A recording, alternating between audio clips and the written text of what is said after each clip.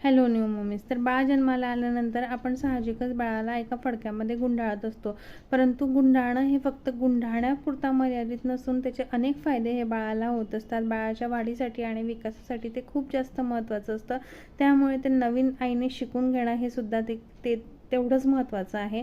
तर बाळाला गुंडाळण्याचे अनेक फायदे आहेत, जसं की बाळ जेव्हा पोटात असतं तेव्हा ते त्याच्या आईच्या पोटामधल्या टेम्परेचरमध्ये थोडंसं जास्त उबदार वातावरणामध्ये असतं आणि जेव्हा ते बाहेर येतं तेव्हा ते बाहेरच्या वातावरणामध्ये मॅच होण्यासाठी त्याला वेळ लागत असतो. त्याच्यामध्ये त्याची एनर्जी वेस्ट होते, त्याच्यामध्ये त्याचा वेट लॉससुद्धा होऊ शकतो आणि हे होऊ नये म्हणूनच बाळाला योग्य रीतीने गुंडाळणं हे खूप गरजेचं आहे. कारण बाळाला जेव्हा बाहेर थंडी वाजते तेव्हा आपल्या बॉडीचं टेम्परेचर मेंटेन करण्यासाठी बाळाची त्याच्यामध्ये एनर्जी वेस्ट होत असते.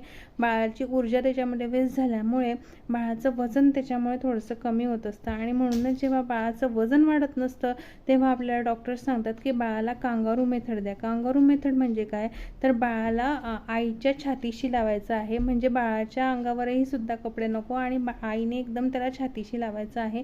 म्हणजे बाळाला आईच्या गर्भात असल्यासारखं पुन्हा फील होतं. बाळाचं आणि आईचं टेम्परेचर त्याच्यामुळे मॅच होतं. बाळाची एनर्जी थोडीशी कमी वेस्ट होते आणि त्याच्यामुळे बाळाचे वजन वाढीसाठी त्याचा फायदा होत असतो. त्यामुळे ह्या सगळ्या गोष्टींचा विचार करून बाळाला गुंडाळणं हे सुद्धा तितकंच जास्त महत्त्वाचं आहे. त्याच्यामुळे ते नवीन आईने शिकणं ते देखील तितकंच महत्त्वाचं आहे.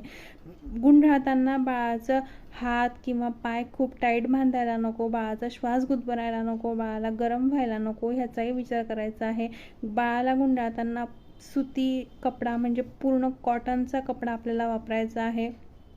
त्याच्यानंतर बाळाला जेव्हा आपण गुंडाळत असतो त्याच्यामुळे बाळ हे घडी दचकत नाही. जेव्हा तुम्ही बाळाला मोकळं ठेवत असतात तेव्हा घडी बाळाला दचकल्यासारखं होतं. कुठलाही छोटासा आवाज झाला तरी बाळ लगेच दचकतं. बाळाला वेगवेगळे विचार स्वप्न पडत असतात, त्याच्यामुळे बाळसुद्धा त्याच्याने लगेच दचकून उठत असतं. तर ते होऊ नये म्हणून बाळाचे तुम्ही हातपाय जर बांधून ठेवले तर बाळ हे जास्त वेळ आणि शांत गाढ झोपू शकतं. त्याच्यामुळे हे अनेक फायदे बाळाला बांधण्याचे आहे, परंतु ते योग्य रीतीने बांधणं ते सुद्धा तितकं जास्त महत्त्वाचं आहे. तर ते नवीन आईने शिकून घ्या आणि अशाच हेल्दी पॅरेंटिंग टिप्ससाठी आपल्या चॅनलला सबस्क्राईब करायला मात्र विसरू नका. थँक्यू.